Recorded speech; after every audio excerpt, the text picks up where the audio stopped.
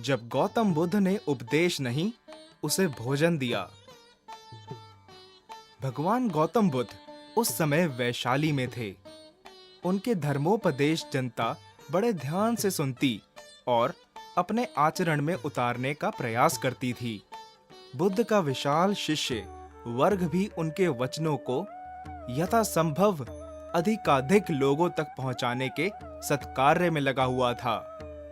एक दिन बुद्ध के शिष्यों का एक समूह घूम-घूम कर उनके उपदेशों का प्रचार कर रहा था कि मार्ग में भूख से तड़पता एक भिखारी दिखाई दिया। उसे देखकर बुद्ध के एक शिष्य ने उसके पास जाकर कहा, अरे मूर्ख, इस तरह क्यों तड़प रहे हो?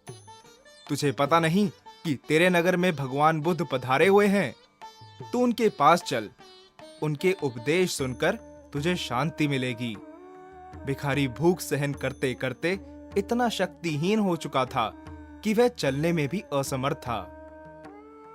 सायंकाल उस शिष्य ने तथागत को इस प्रसंग से अवगत कराया।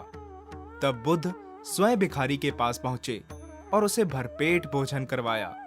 जब भिखारी तृप्त हो गया तो वह सुख की नींद से सोया। शिष्य ने आश्चर्यचकित हो पूछा, भगवन, आपने इस मूर्ख को उपदेश तो दिया ही नहीं, बल्कि भोजन करा दिया। भगवान बुद्ध मुस्कुराकर बोले, वह कई दिनों से भूखा था। इस समय भरपेट भोजन कराना ही उसके लिए सबसे बड़ा उपदेश है। भूख से तड़पता मनुष्य भला धर्म के मर्म को क्या समझेगा?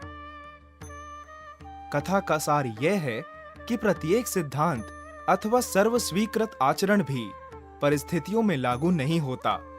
परिस्थिति के अनुसार उसका पालन, अपालन या परिवर्तन मान्य किया जाना ही श्रेष्ठ आचरण है।